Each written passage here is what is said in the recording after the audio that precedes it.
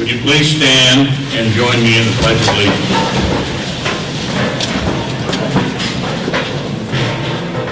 Pledge allegiance to the flag of the United States of America and to the republic for which it stands, one nation, under God, indivisible, with liberty and justice for all. Thank you. Please remain standing. I'd like to introduce Dave Krause, who is the Chief Information Officer for High West Digital Solutions. Dave will lead us in prayer.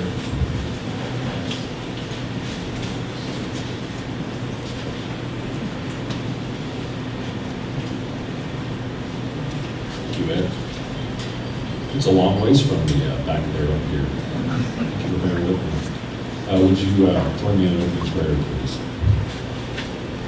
Heavenly Father, I want to thank you for everyone who has gathered here this evening. Thank you for bringing us together safely.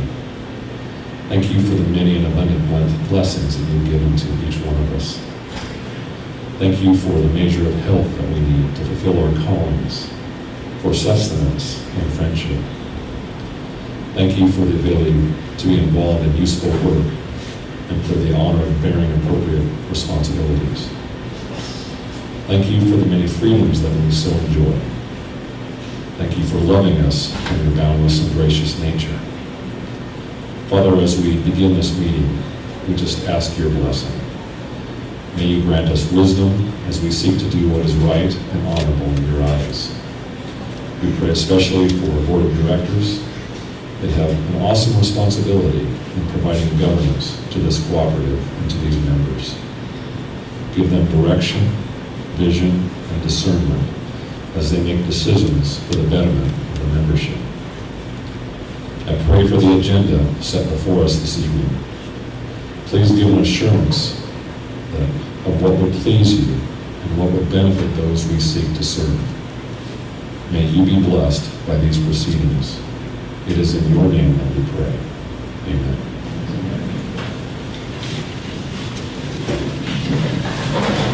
Thank you, Dave.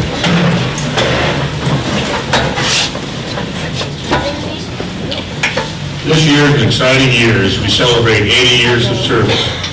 We are proud of our heritage and feel fortunate that we have not only survived for 80 years, but we are thriving. Before we get too far into the meeting, I think a summary of how we began is appropriate. The cooperative, then known as Rural Electric Company, was being discussed and organized in 1939 and was incorporated on January 28th of 1937. Well, I think I said 36, I meant to say. Organized in 36, incorporated in 37. Financing was obtained in 1939 from the Rural Electrification Administration at 2% interest for 35 years. The first construction contract was issued in 1939, and on May 11, 1940, we were officially energized in offering services. That was out of the Plandeck substation southwest of here, then known as our Carpenter substation. Interestingly, most of the original framework is still being used in that substation today. Board meetings were originally held in the public school building in Carpenter, and our original bank account was with Hereford State Bank in Hereford, Colorado. On the slide, you will see the names of the first board of directors. It was leaders like these, plus many others, who were committed to improving the quality of life in rural areas that gave us our birth. I think we owe a huge debt of gratitude for their vision and efforts made in the 1930s and 1940s to lay the foundation for what's now High West Energy. I would like to begin our meeting tonight by introducing our board of directors.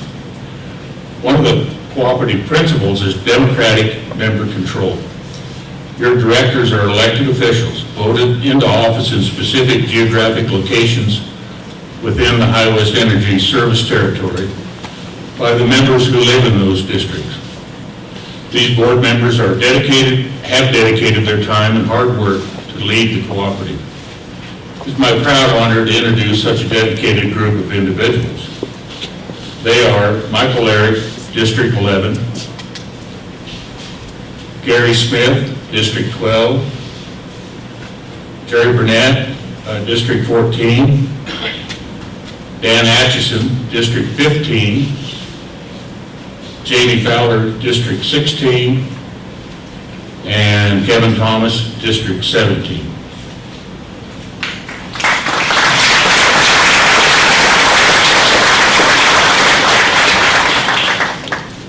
I would also like to acknowledge any retired directors or employees that are here today. Would you please stand and be recognized?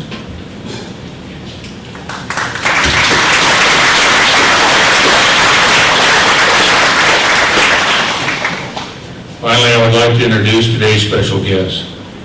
We have with us Joe Bladlow, who's the Senior Vice President for Transmission Services for Tri-State G&T. Sean Taylor, Executive Director, Wyoming Rural Electric Association. Hank Bailey, Attorney at Law with law firm Bailey, Stock, Harmon, and Stockman. We have Andy Glover is with Glover with us with Cobank. Sorry, Andy.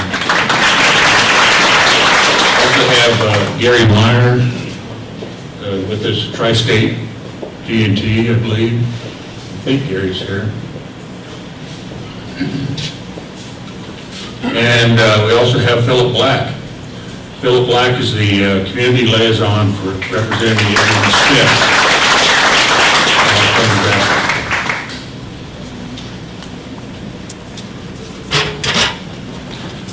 Next on the agenda, we'll read the official notice of our meeting, and Hank Bailey will have the honor to do this.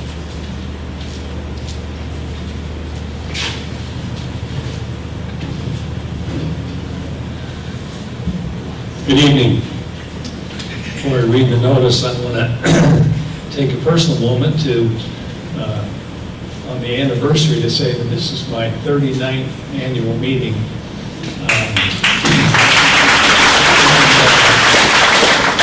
I've had the privilege of working with wonderful board members over the next 39 years and many great managers and employees.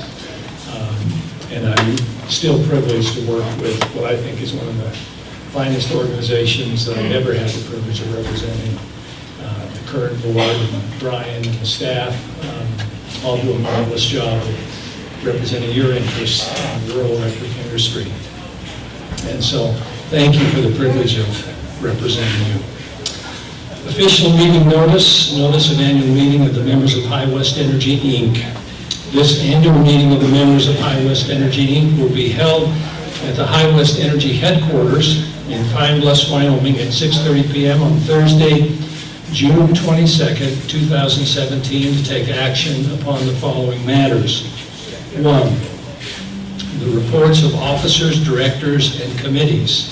2, the election of 2 directors, 1 each in Districts 12 and 15. 3, all other business which may come before the meeting or any adjournment or adjournments thereof. In connection with the election of 2 directors scheduled for this meeting, the following members have been nominated by the nominating committee, which is appointed by the Board of Directors of the corporation pursuant to the bylaws. District 12, Gary Smith. District 12, Jim Taylor. District 15, Dan Atchison. Dated this 30th day of March, 2017, respectfully, Dan Atchison, Secretary. We do have a quorum, so we can proceed with the official business of the membership of High West Energy. I will now read the minutes of the 2016 annual meeting, which is quite lengthy, unless I have a motion to dispense with the reading of the minutes and accept them as printed in your program. Is there a second? Is there any debate? All in favor? Very good.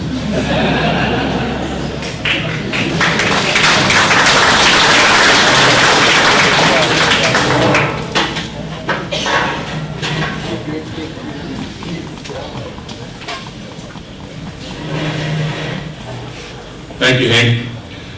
As Hank mentioned, there's a board election in Districts 12 and 15. The nominating committee met on March 16 to review the applications and slate the candidates. I want to thank our nominating committee for their diligence in vetting and selecting candidates. Their names are here on the slide, so please thank them after the meeting if you see them. The candidates are District 12, Gary Smith, District 12, Jim Taylor, and District 15, Dan Atchison. If you have not already voted, please take a moment to cast your votes now.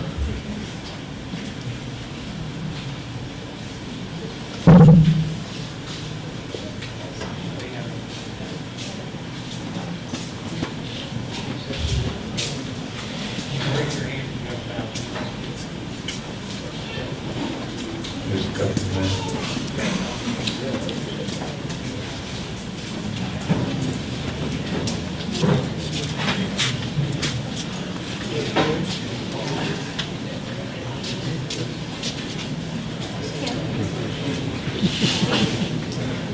In the meantime, I want to personally recognize the efforts made by your board of directors. It takes time, patience, energy, and an inquisitive mind to not only learn about this complex and ever-changing industry, but to make sound decisions regarding the future direction of the co-op.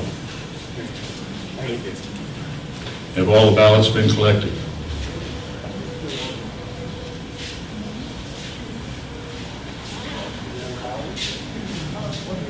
Now I would like to introduce our CEO and General Manager, Brian Heithoff.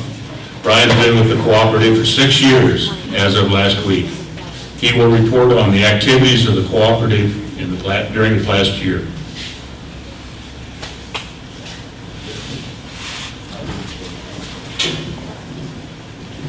Thanks, Ed.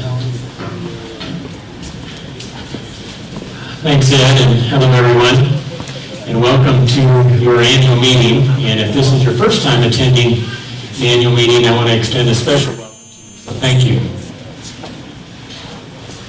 I'd like to begin my comments tonight by talking about the financial condition of your cooperative. The High West Energy family of companies, which includes High West Wiring and High West Digital Solutions, overall enjoyed a very successful 2016. An independent review of our books resulted in a clean audit opinion, and I'm pleased to report that your cooperative is financially sound and exceeded all the requirements placed on it by its lenders. To summarize some of our results, we sold 10% more energy in 2016 than we did in 2015, and booked sales revenue of almost $45 million. Additionally, High West Wiring saw a 27% increase in revenues, and High West Digital Solutions realized a 43% increase in revenues. These growth rates are continuing in 2017 as the demand for our services are high. The single largest expense we have is purchase power from Tri-State Generation and Transmission Association. Purchase power took 64 cents of every dollar we received from you. The two other major categories are fixed expenses and operating expenses. Fixed costs like interest on long-term debt, depreciation expense, and property taxes make up 12% of the dollars you pay us. Operating costs include labor, overheads, vehicle expenses, and material to maintain line, as well as sending bills, paying for property and liability coverage, doing our accounting, communicating with members and the public, and other general and administrative expenses. You would think this would be a high number, or a high percentage of what you pay us, and since that's what you see here in Pine Bluffs and our other service centers. However, it represents only 19 cents out of every dollar you pay us. We consider operating expenses, quote unquote, controllable, even though many are not. We still have to bill, we have to maintain our lines, and we have to account for things, just to give a few examples. That said, our operating cost per kilowatt hour sold, which is considered a measure of how well we manage costs, is below the national average for cooperatives. Even though we are smaller than the average co-op, and we have fewer accounts per mile of line that we own and maintain compared to the average. Being smaller and less dense is usually an indicator of higher operating costs. So despite these handicaps, we work hard and we do well at wisely spending resources to deliver good value to you today, and at the same time making investments so that we can improve the value we provide in the future. The "and" I just mentioned warrants emphasis. Deliver a good value today and make investments so that we can improve the value we provide in the future. It is with this balance, being between fiscally responsible for today and for tomorrow, that I feel we shine. I appreciate the board's vision that we must be cognizant of both the short and the long term. All this said, it is important to know that we compare favorably to other co-ops when it comes to managing costs on a year-to-year basis. We ended 2016 with total assets of $109 million. Those assets are capitalized with 52% from long-term debt, 32% from member equity you have paid us and that we have not yet returned to you as patronage dividends, and 16% from other shorter-term obligations. As I mentioned, it is important that we continually improve the service we provide you. Determining how we can add value is part of our daily internal communications and our internal culture. High West Energy, High West Wiring, and High West Digital Solutions have 3 key strategies set by the board that help focus how we are working to improve the value of services the 3 enterprises provide you. The first is to improve internal processes for efficiencies and effectiveness. Our second strategy is to invest in reliability and quality. And third, to develop new solutions for our members' individual and collective needs. Each of these strategies have projects and deliverables. For example, we are working on improving our communications to you and being better prepared for emergencies and natural disasters, or even a cyber attack, if they were to damage our critical assets. We are also rebuilding 50 miles of line each year and have shortened the preventative maintenance cycle on poles, regulators, and other line equipment. We are developing a better surge protection offering and have been investigating offering high-speed internet service, among other projects. Regarding internet service, you may be aware that we recently completed a 3-year analysis which included 8 months of in-depth due diligence to determine the opportunities and risks associated with building a fiber optics and wireless communication network. The purpose was twofold: to connect and communicate with all our line devices and to offer internet, phone, and TV services to the region. The conclusion of our analysis is that the risks outweighed the rewards. I want to thank everyone who supported our research throughout the process. It was impressive to us how many of you were interested in receiving service from us. Subscription levels, and therefore revenue projections, were only part of the consideration though. And we needed to also look at the costs and the risks, both now and in the future.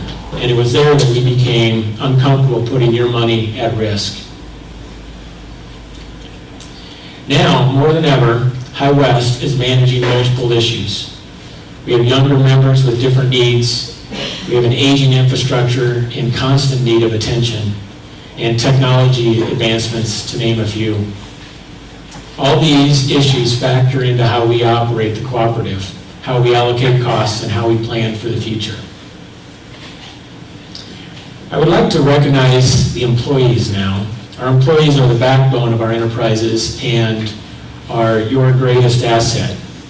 Through their combined efforts, I feel we provide an outstanding service to the membership each day. Many of them are here tonight, so as they stand or wave, many of them are in the back, let's give them a sign of our appreciation, or show of appreciation.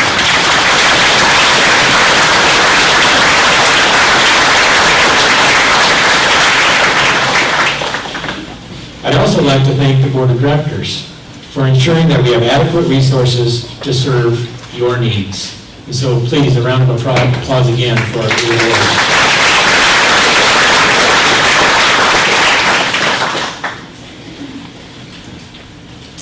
The High West Energy family of companies has a great story to tell, and we should never take that for granted or underestimate the value and power of cooperative membership. We should always remember the struggles and sacrifices of those that formed High West Energy, then known as Rural Electric Company, and we must work diligently to strengthen and build upon that legacy. When I look at the challenges we're facing in our businesses, I'm not overwhelmed by the change itself. Change can be exciting and it can be good for you and for us. What sometimes feels daunting to me is the uncertainty and the number of moving parts. It can feel like I'm staring down that long, quiet stretch of county road 80 years ago, excited by the prospect of a better and easier modern life, but knowing there's a lot of hard work left before it can happen. And then I remember something. This co-op is not alone. We are a network of 900 other electric co-ops in this country, and 75,000 fellow co-op employees working alongside us to meet these challenges.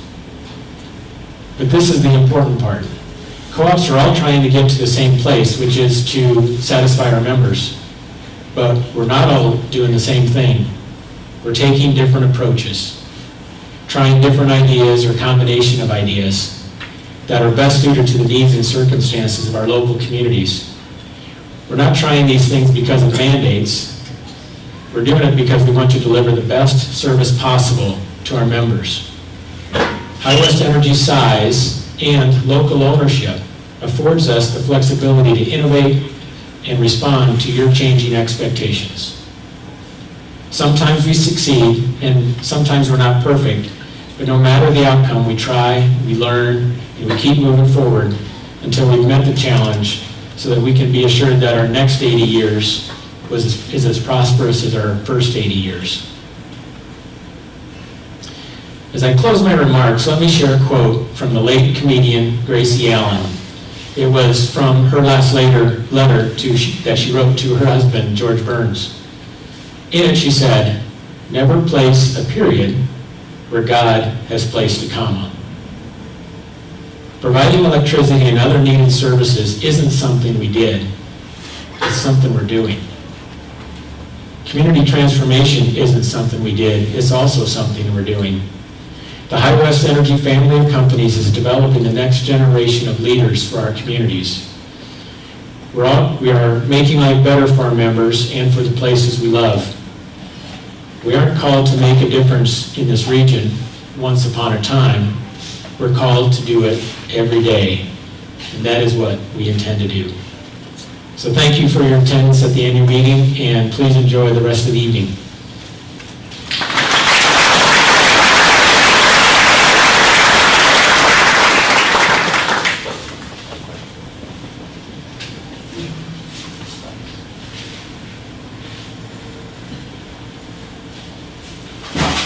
Whoa.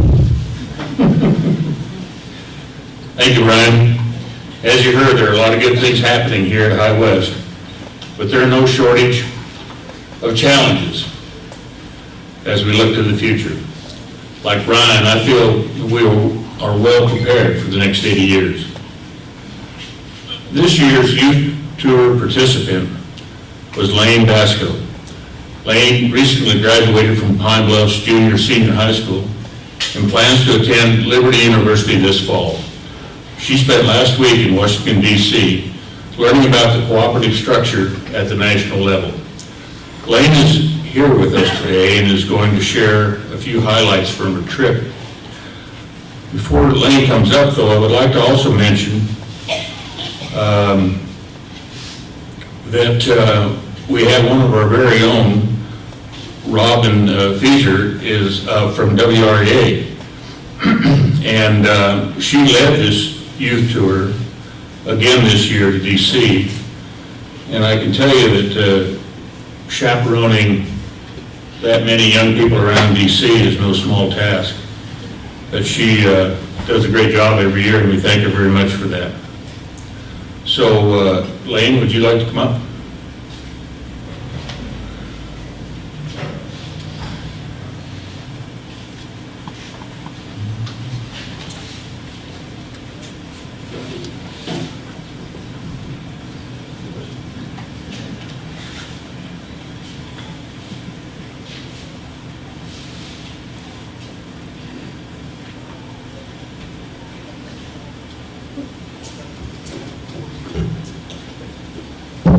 Hi. Okay, so I'm Lynn Vasco, and as Ed said, I am from Pine Bluffs, and I have just graduated from here. And the reason I get to talk to you all today is because I got nominated as a Wyoming delegate for the NRECA Youth Tour, and has just returned last week from Washington, D.C. I was sponsored by High West. Now, before I go on and explain Youth Tour, I'd like to say thank you to my amazing sponsor, the board, High West Energy, and everyone involved. Thank you so much for this opportunity. This was a chance of a lifetime to see things I've wanted to see my whole life. There was no other way for me to get out there and see everything I did. And so, for you guys making this dream come true, thank you from the deepest parts of 5 foot me.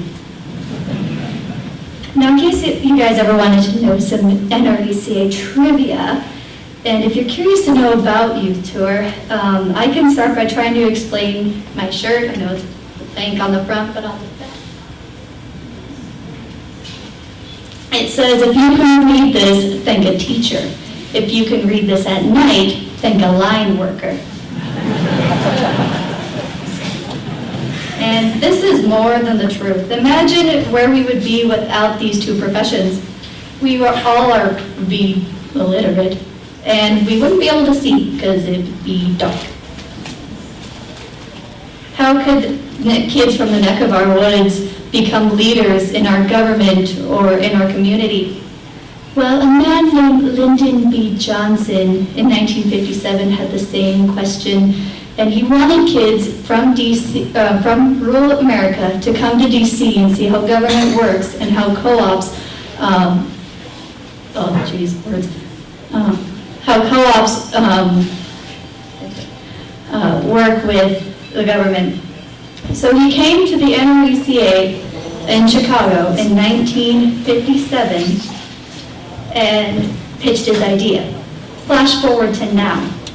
We can read at night. Hawaii is a state, and over 50,000 rural American kids have gone to see DC through Youth Tour. And this year there was a record-breaking over 1,800 kids from across the nation in DC. Wyoming does something special and tours with multiple states, which includes Colorado, Oregon, Washington, Nevada, Idaho, one kid from Alaska. Geez, I can't remember them all. I should have worn my other shirt, they have all in the back. This allowed me to form friendships and connections with people across the country and from all around my state. I've got some pictures and our tentative schedule of here, so if you guys can catch a glimpse of what I saw through NRECA, WREA, and High West on Youth Tour 2017. So on the first day, we all went to DC, and before our adventure began, we all met with the governor, Mr. McNeed, and discussed with him about WREA and how Youth Tour will impact us. But there was 6 or 7 of us that flew out, and then a couple others from the western side of the state met up with us, and they flew from a group from Salt Lake. So they had a long ways to travel, and I feel bad for Brian, the Alaskan. I think he just got home.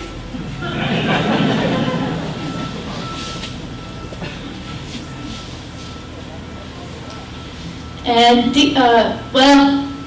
a couple of us went to the National Cathedral, and, but most of us went over to the memorials of Martin Luther King Jr., Franklin D. Roosevelt, and Iwo Jima, and the City Mall. This is from the City Mall. I think, this is not the Iwo Jima Memorial, I think it was the Vietnam Memorial, actually.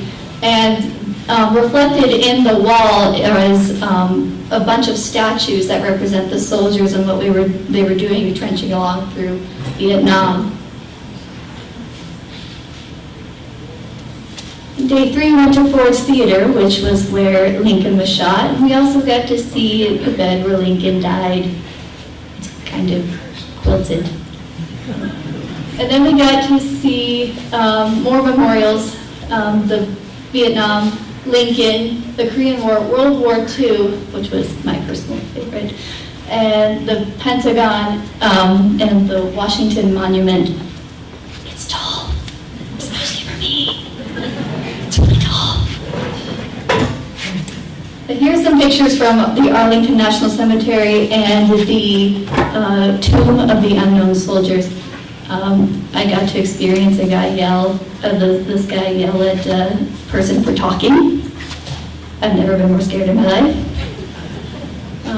The Holocaust Museum, Union Station of the Metro. Now get this, with all of our states combined, there were like 120 of us together. Only 5 of them got lost on the Metro. They were all from Colorado.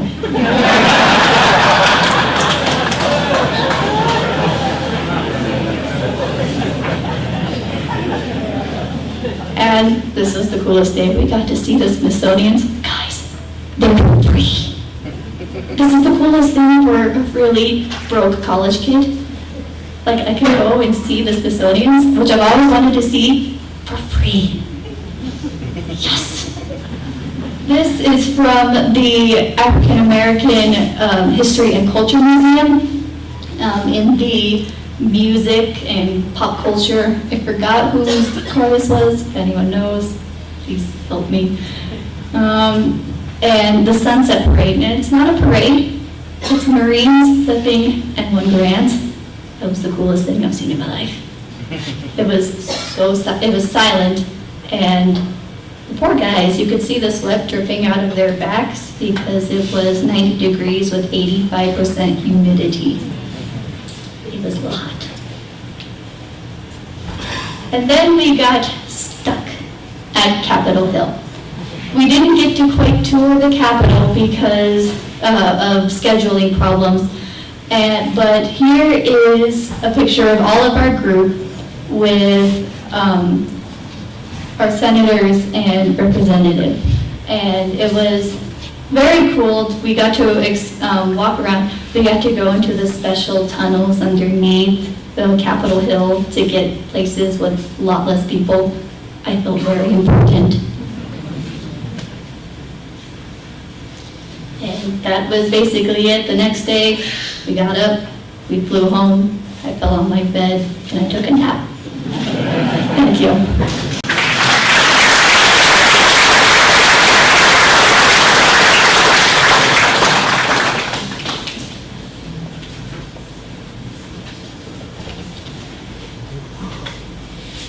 Thank you, Lane.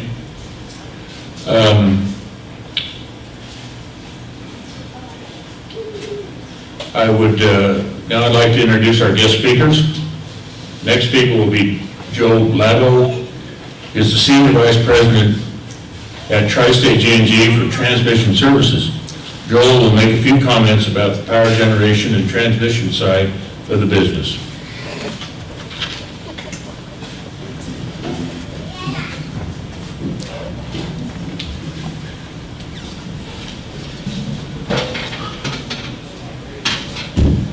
Well, good evening, everyone. It's really tough following a speaker like the young lady that just was up here. You know, you always want to follow a speaker that doesn't do very well, and I didn't get lucky tonight. So, you know, I just want to say a few things about Tri-State. You own us. We're a cooperative also. You and 42 other members. I want to thank the board of directors and Brian for having us here today and give an update at your 80th anniversary. I think we're closer to the 60 range, so we're not as old. You're one of the founding members of Tri-State way back when. Also want to recognize Jerry Burnett. He is your representative on our board, helps provide us direction to make sure we go in the right direction and provide the services that you're looking for. Now, my role at Tri-State is literally to keep the lights on. I'm responsible for the transmission system that delivers the power to all of High West substations so it can deliver the power to the membership.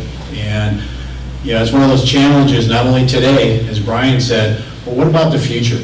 You're trying to balance that as the world changes around us. How do you invest the right amount of money, not too much money, to make sure the lights stay on, and when, like all the oil and gas growth you've had in the last few years, we have the facilities to serve it. It's important to get the jobs and the economic development. You know, High West and our other 42 other members, they run Tri-State, they tell us, they give us the direction. And one thing our board has been very firm on is, you might say, stick to your knitting. We want affordable energy, and it needs to be reliable. That's what they keep us focused on. You know, there's a lot of other things we could try to do, but our board's been pretty firm with us. You know, some folks have put a lot of renewables on. We've added renewables, but not at any cost. If wind farm can help us reduce our costs, we'll do it, but not just because it's the latest fad. Or sometimes we protest regulations. New regulations come out, and we're very apt at saying, is the benefits worth the cost? Because all those things cost money, and that causes us to raise our rates. Telecommunications, there's other services that make a lot of sense for our members to offer, but a lot of times it doesn't make any sense for Tri-State to offer it. So we have to be careful of what we do and make sure our board and we stick to what we should be sticking to, which is reliability and affordability. So to touch upon a couple of highlights from last year at Tri-State and a few things that we're focused on in the future. One of the things that was really difficult for Tri-State last year is we have a number of power plants. They're in the communities that we serve, and we made a decision to close Nuclear Station, the New Horizon Mine, that's in southwest Colorado, and also one of the units at Craig Station over in Craig, Colorado. Why did we close the plants? Over time, and really a lot of regulations required more and more investment. As you make more investment, you start weighing, do you want to make more investment? Or do you want to build a new plant, or do you want to buy it somewhere else? Those plants were such that it was more economical not to go forward than it was to make investments. Now, we pushed out when we're going to impact the communities down the road. As a co-op, we value the communities we serve, so they're out in the future when those plants will be shut down. By the same token, it was a very difficult thing for us to do. We did also have a rate increase this year, the first one in 4 years, and I know it's something that we try very hard not to do. But there's a lot of things that have gone up in cost for us, and at times we have to raise rates. So it's one of the things that we know impact folks. We try everything we can, but we have to keep the reliability and work for the future, also balance those.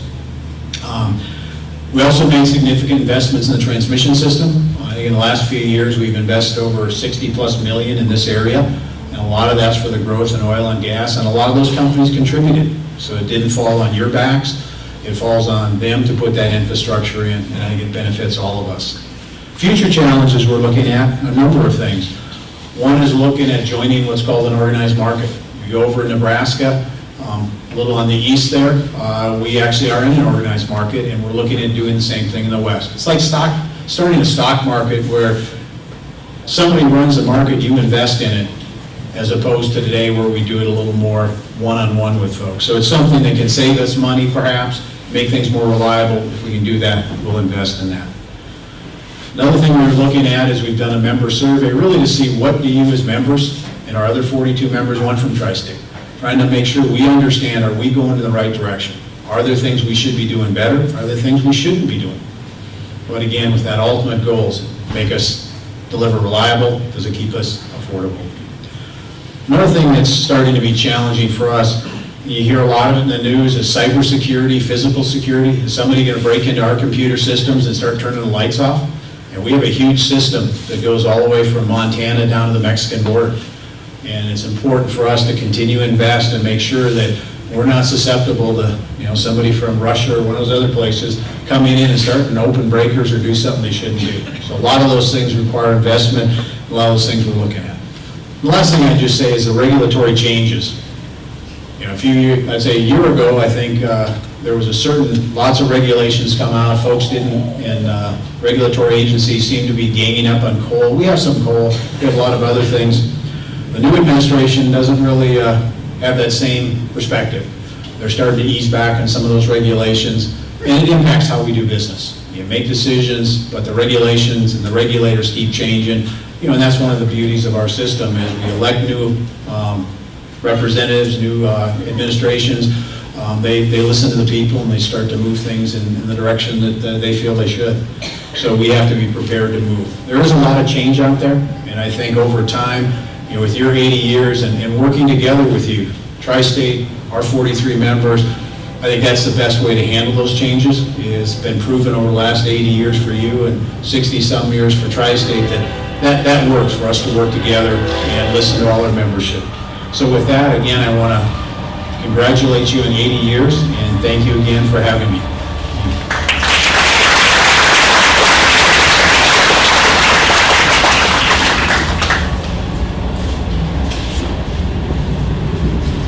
Thank you, Joel. The next guest to speak will be Sean Taylor. Sean's the Executive Director of the Wyoming Rural Electric Association in Cheyenne. He's here this evening to tell us a little bit about the state and federal issues impacting our co-op.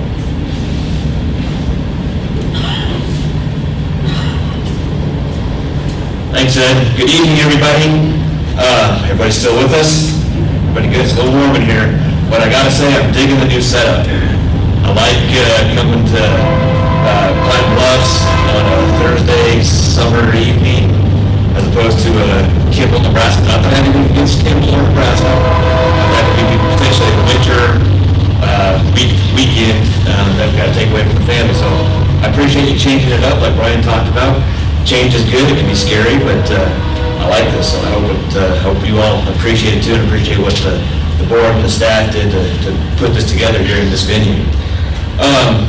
So before I get into my remarks, I do just want to touch a little bit more on the youth tour and follow on what Lane had to say. So normally I interview along with Robin Feeser, as Ed said. She's the office manager at WREA and our board president.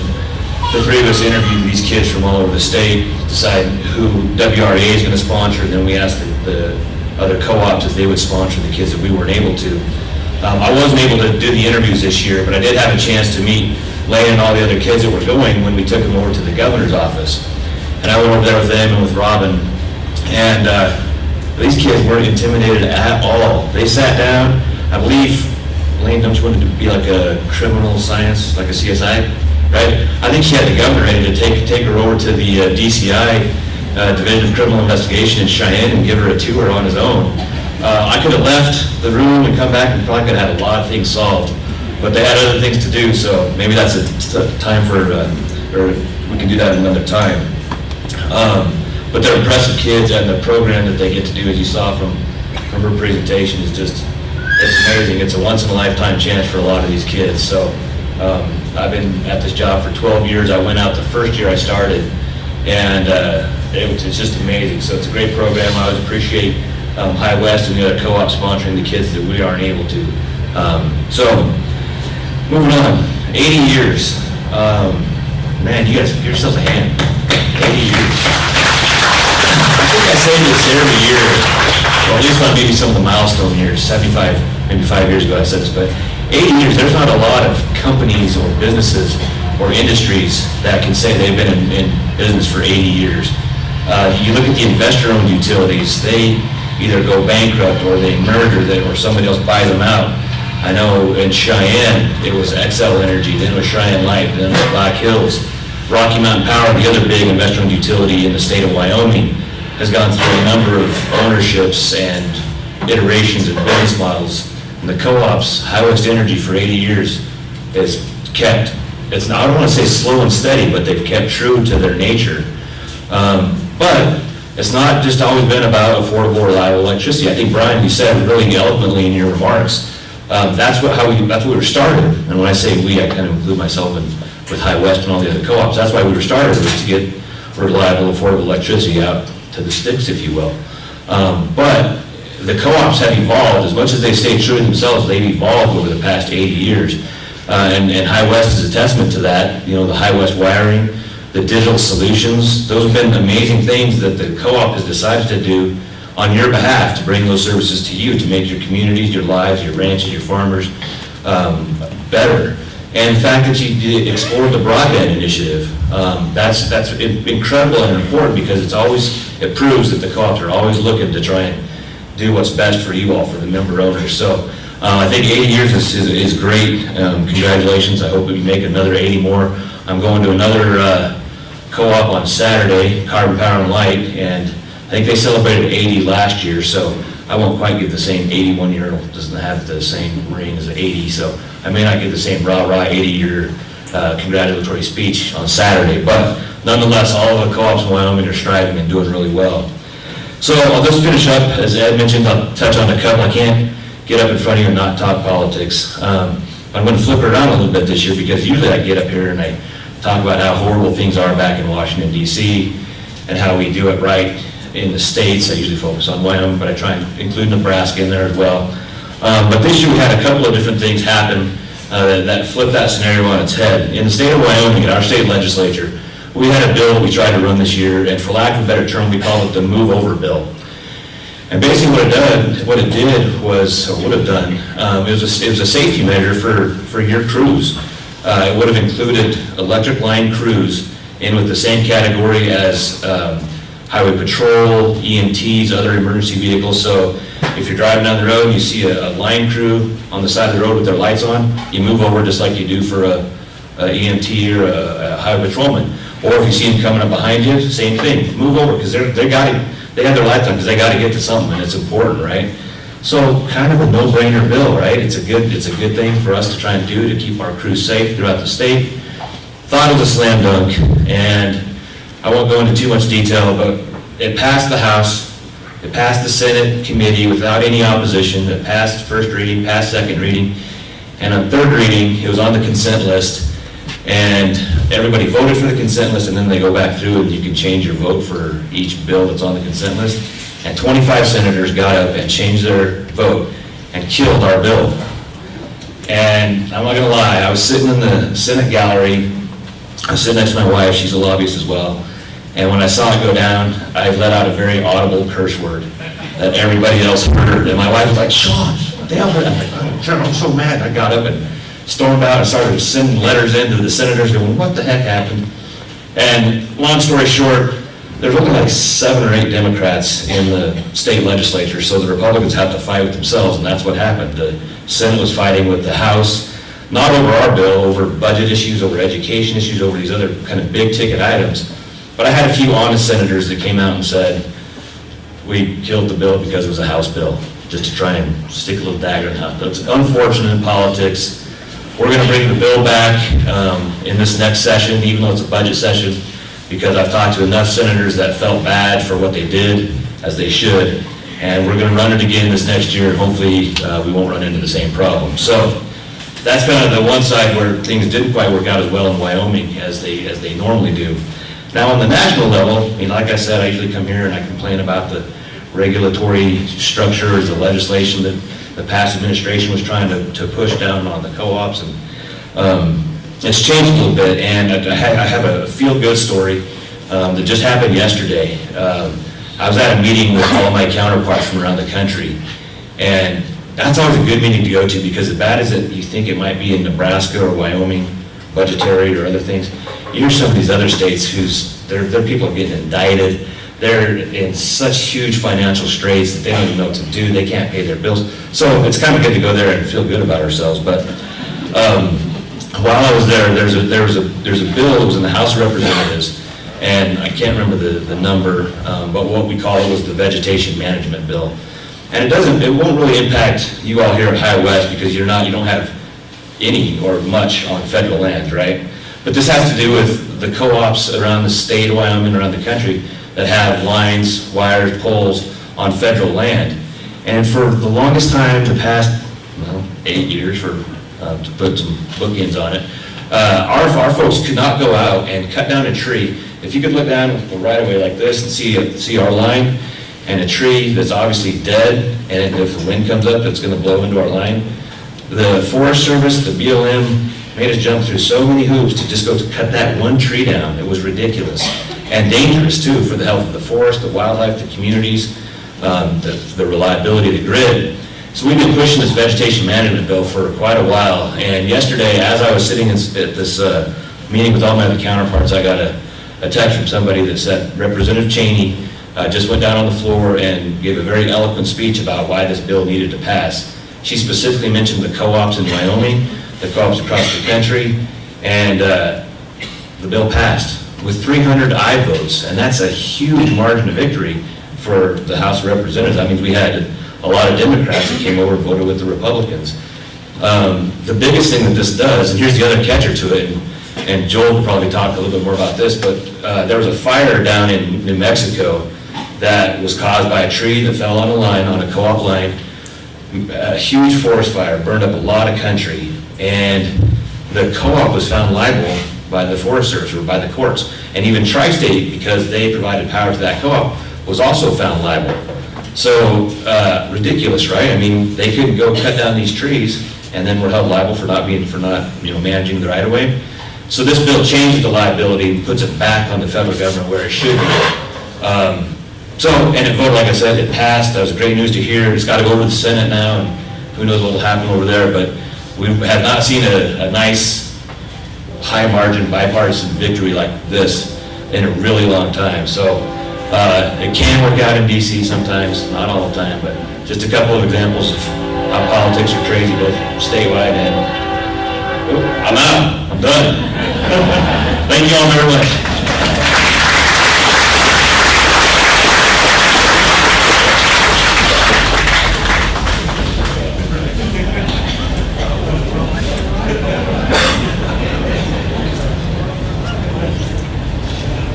Thank you, Sean. I think the election results are in, so I'll turn it over to Hank.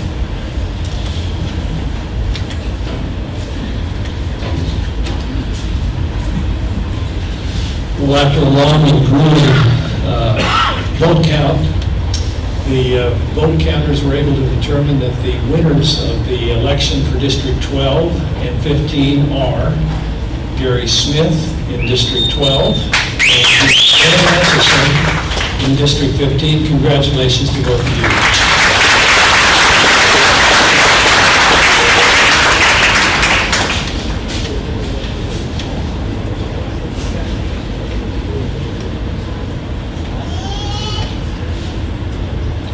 Is there any unfinished business that needs to come before the membership? Hearing none, we'll move on to new business. Is there any new business that needs to come before the membership? Seeing that there's no additional business to come before the membership, is there a motion to adjourn the meeting? So moved. Do I have a second? We have a motion to adjourn, been seconded. All in favor, say aye. Aye. Opposed, same sign. Motion is approved. The meeting is adjourned. Thank you for coming. While the official business portion of this meeting has come to an end, we encourage you to stay for the prize drawings. Thank you.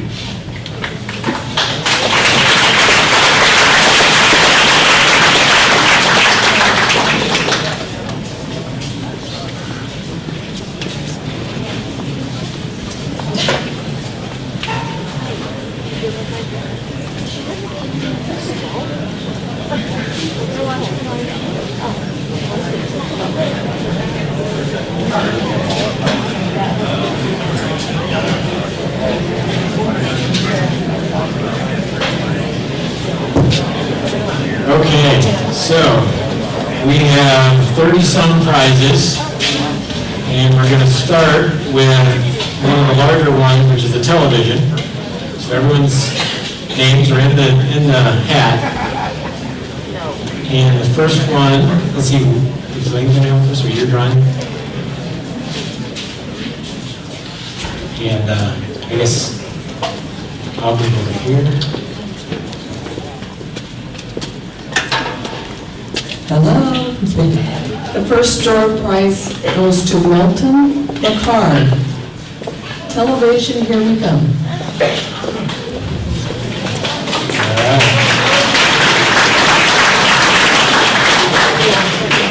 Okay, the second is a painting by Margaret Burnett. To Mary Cochran.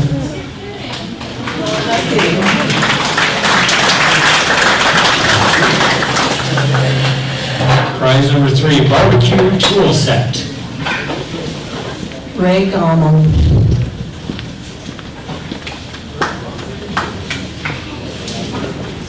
Ray? I don't see him. Oh, yeah, okay, way in back. Ray Gommel.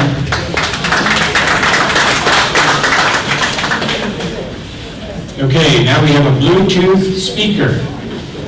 Goes to Ronald Almer.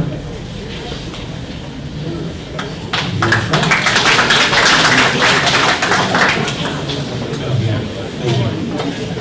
Okay, let's see, the next one is a Bluetooth speaker.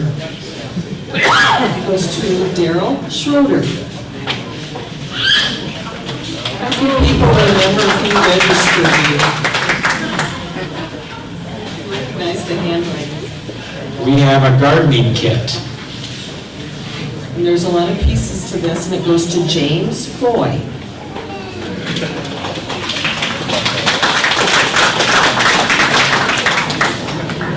Okay, we have 2 Yeti tumblers. Harold Weisbrook. Right down the middle. Thank you. We have a $50 Sierra Trading Post gift card. Danny Brenner.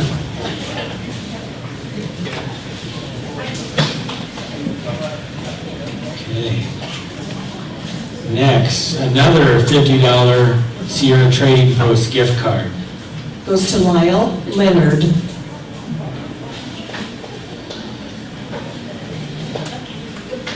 Yep, way back. Got it. Thank you. We have a $50 Home Depot gift card. Mary Lou Aguinga. Aguinga? I am so sorry. A little louder.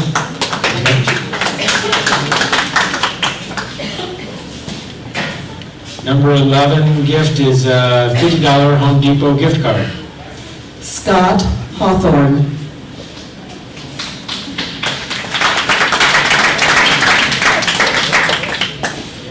A $25 Texas Roadhouse gift card. Jim Fornstrom.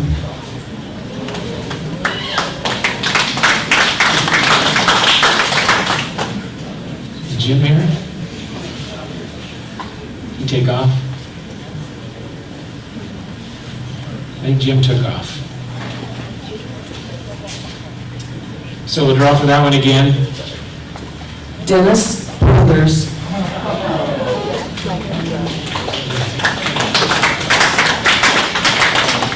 Next is another $25 Texas Roadhouse gift card. John Gattican.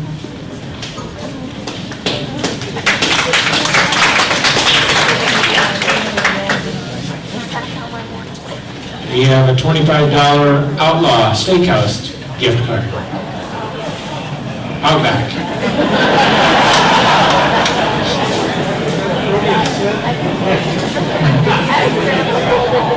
The last name is Butterfield, Georgia. Georgia Butterfield.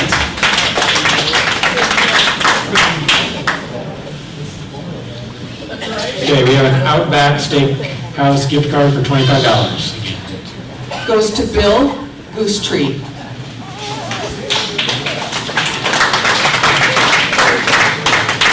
A $25 Buffalo Wild Wings gift card. Robert Mueller.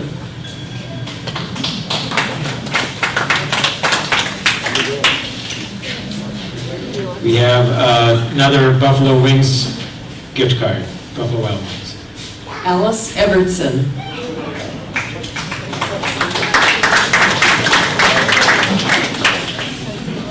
We have a $25 Old Chicago gift card. James Jordan.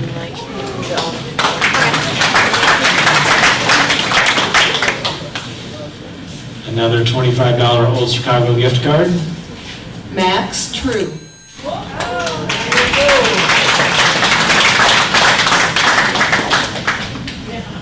Okay, $25 Chili's gift card. Jean Yanga. Yananga? That's been close. You nod.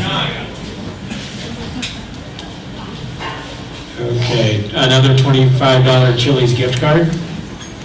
I've got this one. Donna Wyotazuski. You thought I couldn't do that, didn't you?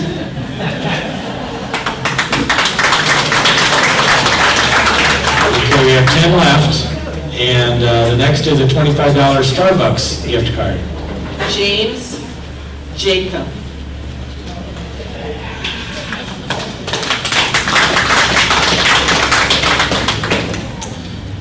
We have a $50 Bass Pro Shops gift card. Clayton Gage.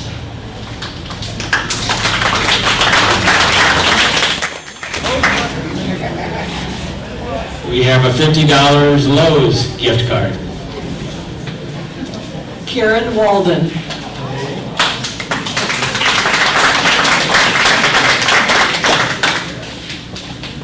Okay, a $50 Lowe's gift card again. Troy Freeberg.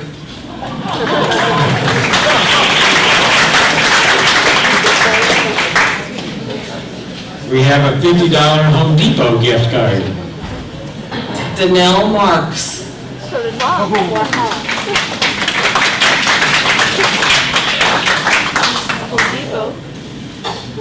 Another $50 Home Depot card. Art Olson.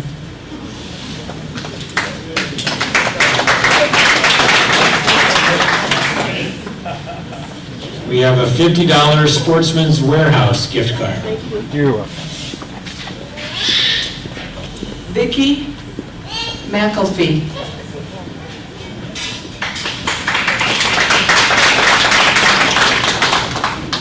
Just a few left. We have $100 Cabela's gift card. Dale Bowman.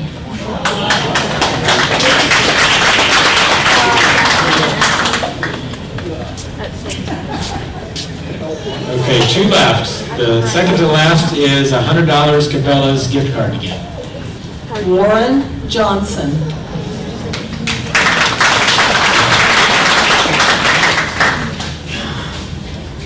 Oh, we have more? Okay, now to the Yeti cooler. I guess we do, these are gifts too then. We have a few more. Okay, so the Yeti cooler. Lena Smith.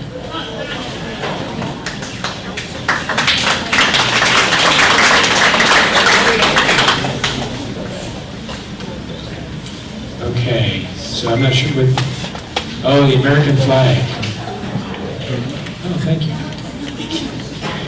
This is donated by Always Manufacturing. Ronnie Olson.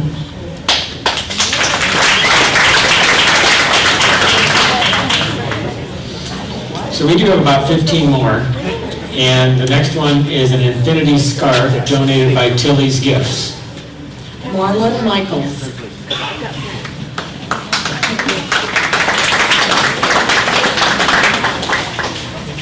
We have a cheese board donated by Pioneer Woods. Carl Sundin.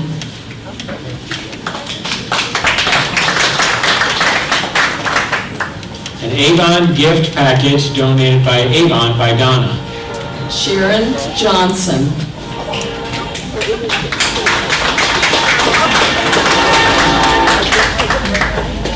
Next is a multi-colored tote donated by 31 Gifts. Marion Reeder.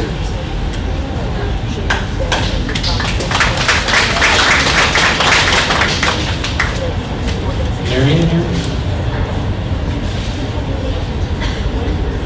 Marion? Okay. So,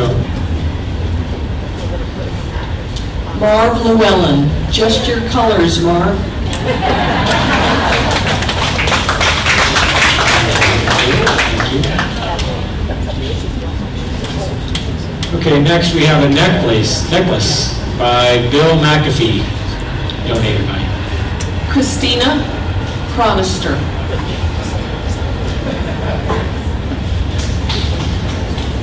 Christine, oh, right there in the back.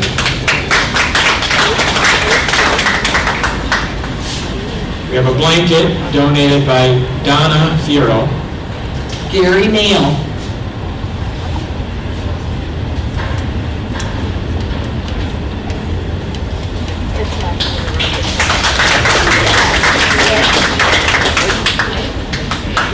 We have a travel bag donated by Grandma Sugar Plum. Jim Taylor.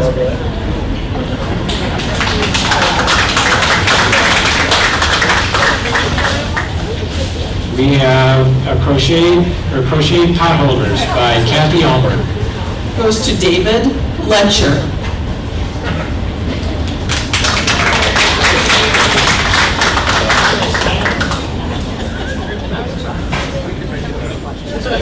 Okay. So the next is a hatchet donated by Bill Goostree. Michelle Orozco.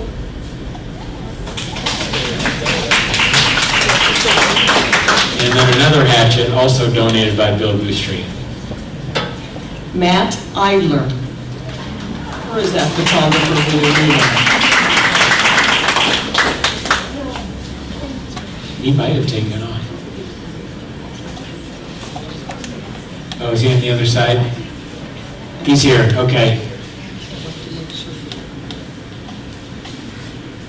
And then a cookbook called The Cooking Game, donated by Noreen Samuelson. Goes to Heather Becerra.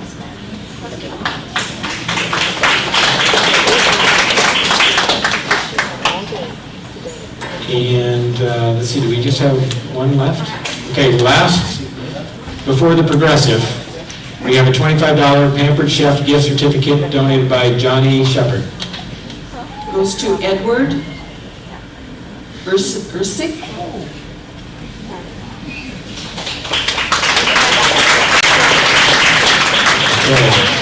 Now we have a $1,000 Progressive. This is something we do every year. You must be present to win. Every membership that we have is entered into the drawing. And then if you're present, you get the $1,000. If you're not, then we add $100 a year, I believe. So we're up to $1,000. And on the screen, I think we're going to select who this is.